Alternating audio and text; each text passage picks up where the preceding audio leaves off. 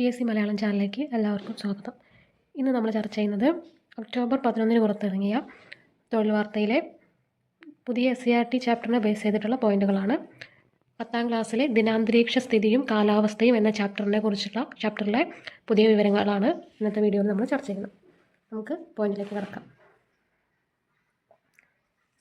ദിനാന്തരീക്ഷ ഘടകങ്ങൾ എന്നറിയപ്പെടുന്ന ഘടകങ്ങൾ ഏതെല്ലാം?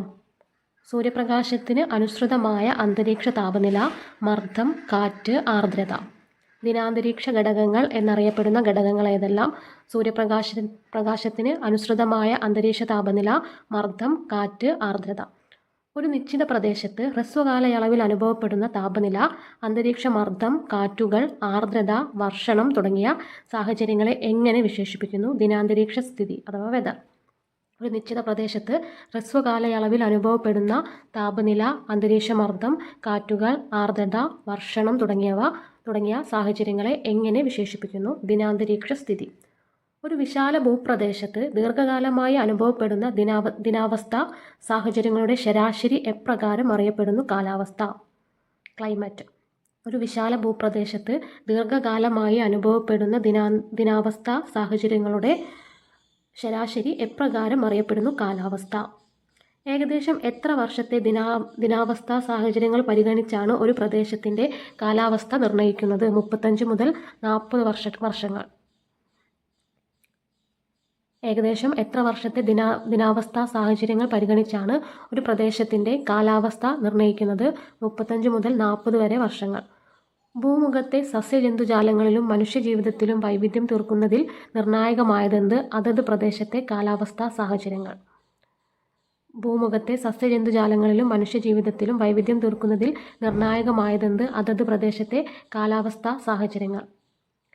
കേന്ദ്ര സർക്കാരിൻ്റെ ഏത് മന്ത്രാലയത്തിന് കീഴിലാണ് ഇന്ത്യൻ കാലാവസ്ഥാ നിരീക്ഷണ വകുപ്പ് പ്രവർത്തിക്കുന്നത്? ഭൗമശാസ്ത്ര മന്ത്രാലയം. കേന്ദ്ര സർക്കാരിൻ്റെ ഏത് മന്ത്രാലയത്തിന് കീഴിലാണ് ഇന്ത്യൻ കാലാവസ്ഥാ നിരീക്ഷണ വകുപ്പ് പ്രവർത്തിക്കുന്നത്? ഭൗമശാസ്ത്ര മന്ത്രാലയം. ഇന്ത്യൻ കാലാവസ്ഥാ നിരീക്ഷണ വകുപ്പിൻ്റെ ആസ്ഥാനം എവിടെയാണ്? ഡൽഹി. ഇന്ത്യൻ കാലാവസ്ഥാ നിരീക്ഷണ വകുപ്പിൻ്റെ ആസ്ഥാനം എവിടെയാണ്? ഡൽഹി. ഇനി അതിൻ്റെ ഇടയിൽ ഒരു ചെറിയ ബോക്സിൽ പറയുന്നുണ്ട് അന്തരീക്ഷ മർദ്ദം. അന്തരീക്ഷ വായു ഭൗമോപരിതലത്തിൽ ചെലുത്തുന്ന ഭാരമാണ് അന്തരീക്ഷ മർദ്ദം. അന്തരീക്ഷ വായു ഭൗമോപരിതലത്തിൽ ചെലുത്തുന്ന ഭാരമാണ് അന്തരീക്ഷ മർദ്ദം. അന്തരീക്ഷ താപനില, സമുദ്രനിരപ്പിൽ നിന്നുള്ള ഉയരം, അന്തരീക്ഷ വായുവിലെ ജലാംശം എന്നിവയാണ് അന്തരീക്ഷ മർദ്ദത്തെ സ്വാധീനിക്കുന്ന ഘടകങ്ങൾ. അപ്പോൾ അന്തരീക്ഷ മർദ്ദത്തെ സ്വാധീനിക്കുന്ന ഘടകങ്ങൾ ഏതൊക്കെയാണ്? അന്തരീക്ഷ താപനില, സമുദ്രനിരപ്പിൽ നിന്നുള്ള ഉയരം, അന്തരീക്ഷ വായുവിലെ ജലാംശം എന്നിവയാണ് അന്തരീക്ഷ മർദ്ദത്തെ സ്വാധീനിക്കുന്ന ഘടകങ്ങൾ. അന്തരീക്ഷ വായു ചൂടുപിടിച്ച് വികസിക്കുകയും ഭാരം കുറഞ്ഞു ഉയരുകയും ചെയ്യുന്നത് മൂലമാണ് ന്യൂനമർദ്ദ മേഖലകൾ രൂപപ്പെടുന്നത്. ഇത്തരത്തിൽ ഉയരുന്ന വായു ക്രമേണ തണുത്ത് സങ്കോചിച്ച് താഴ്ന്നിറങ്ങുന്ന ഇടങ്ങളിൽ രൂപപ്പെടുന്നതാണ് ഉച്ചമർദ്ദ മേഖലകൾ. എന്താ പറയുന്നത്? അന്തരീക്ഷ വായു ചൂട് പിടിച്ച് വികസിക്കുകയും ഭാരം കുറഞ്ഞു ഉയരുകയും ചെയ്യുന്നത് മൂലമാണ് ന്യൂനമർദ്ദ മേഖലകൾ രൂപപ്പെടുന്നത്. ഇത്തരത്തിൽ ഉയരുന്ന വായു ക്രമേണ തണുത്ത് സങ്കോചിച്ച് താഴ്ന്നിറങ്ങുന്ന ഇടങ്ങളിൽ രൂപപ്പെടുന്നതാണ് ഉച്ചമർദ്ദ മേഖലകൾ. സമുദ്രനിരപ്പിൽ നിന്ന് ഉയരും തോറും അന്തരീക്ഷ വാതകങ്ങളുടെ സാന്ദ്രത കുറയുന്നതിനാൽ അന്തരീക്ഷ മർദ്ദം ക്രമേണ കുറഞ്ഞു വരുന്നു. ഓരോ 10 മീറ്ററിനും ഏകദേശം 1 മില്ലിബാർ എന്ന തോതിലാണ് ലംബതലത്തിൽ അന്തരീക്ഷ മർദ്ദം കുറയുന്നത്. സമുദ്രനിരപ്പിൽ നിന്ന് ഉയരും തോറും അന്തരീക്ഷ വാതകങ്ങളുടെ സാന്ദ്രത കുറയുന്നതിനാൽ അന്തരീക്ഷ മർദ്ദം ക്രമേണ കുറഞ്ഞു വരുന്നു. ഓരോ 10 മീറ്ററിനും ഏകദേശം 1 മില്ലിബാർ എന്ന തോതിൽ ലംബതലത്തിൽ അന്തരീക്ഷ മർദ്ദം കുറയുന്നത്. വായുവിലെ ജലാംശം അഥവാ ആർദ്രത കൂടുമ്പോൾ നൈട്രജൻ, ഓക്സിജൻ തുടങ്ങിയ ഭാരമുള്ള വാതകങ്ങളുടെ സ്ഥാനത്ത് ജലതന്മാത്രകൾ ഇടം പിടിക്കുന്നു.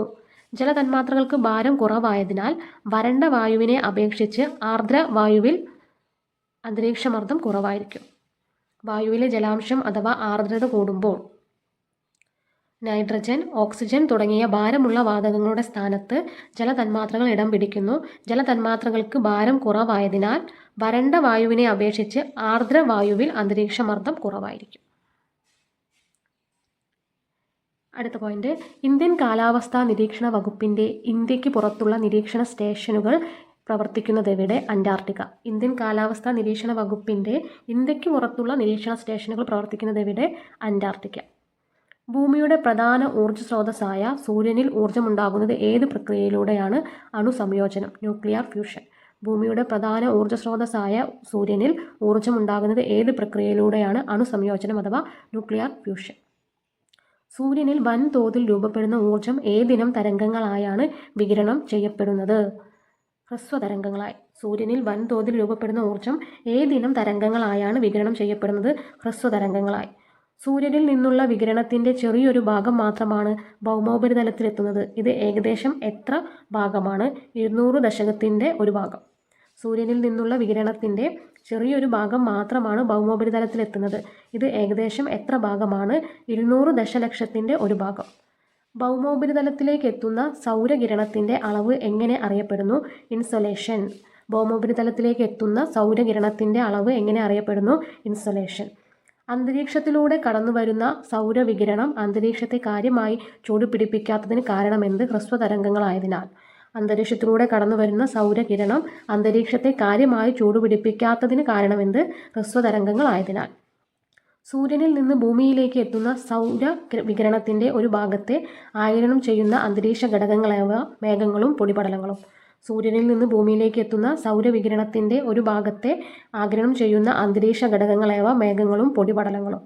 ഭൗമോപരിതലത്തിൽ നിന്ന് ദീർഘതരംഗങ്ങളായി ഊർജ്ജം പുനഃവികിരണം ചെയ്യപ്പെടുന്ന പ്രക്രിയ എങ്ങനെ അറിയപ്പെടുന്നു? ഭൗമവികിരണം. ഭൗമോപരിതലത്തിൽ നിന്ന് ദീർഘതരംഗങ്ങളായി ഊർജ്ജം പുനർവികിരണം ചെയ്യപ്പെടുന്ന പ്രക്രിയ എങ്ങനെ അറിയപ്പെടുന്നു? ഭൗമവികിരണം. Terrestrial radiation.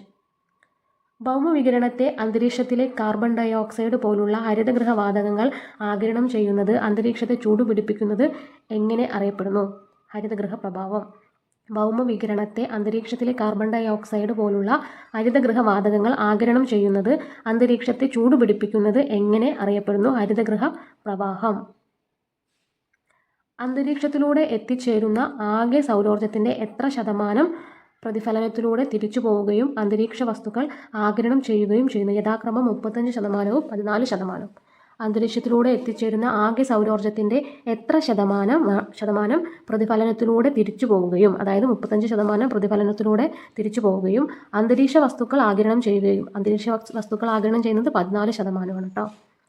അന്തരീക്ഷത്തിലെ ആകെ സൗരോർജ്ജത്തിൻ്റെ എത്ര ശതമാനമാണ് ഭൗമോപരിതലത്തിൽ ലഭിക്കുന്നത്? 51%.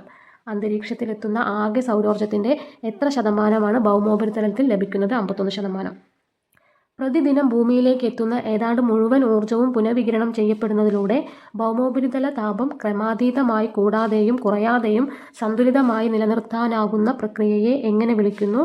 ഭൂമിയുടെ താപ ബജറ്റ്, ഹീറ്റ് ബജറ്റ്. പ്രതിദിനം ഭൂമിയിലേക്ക് എത്തുന്ന ഏതാണ്ട് മുഴുവൻ ഊർജ്ജവും പുനഃവികിരണം ചെയ്യപ്പെടുന്നതിലൂടെ ഭൗമോപരിതല താപം ക്രമാതീതമായി കൂടാതെയും കുറയാതെയും സന്തുലിതമായി നിലനിർത്താനാകുന്ന പ്രക്രിയയെ എങ്ങനെ വിളിക്കുന്നു? ഭൂമിയുടെ താപ ബജറ്റ്. ഒരു ദിവസത്തെ കൂടിയ അന്തരീക്ഷ താപനിലയായി കാലാവസ്ഥാ നിരീക്ഷകർ കണക്കാക്കുന്നത് ഏത് സമയത്ത് രേഖപ്പെടുത്തുന്ന താപനിലയെയാണ്? ഉച്ചയ്ക്ക് 2 മണിക്ക്.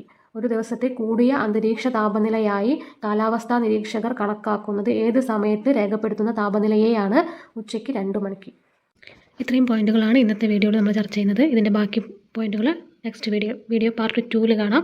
അപ്പോൾ വീഡിയോ നിങ്ങൾക്ക് ഇഷ്ടപ്പെട്ടാൽ ലൈക്ക് ചെയ്യുക, ഷെയർ ചെയ്യുക, സബ്സ്ക്രൈബ് ചെയ്യുക. താങ്ക്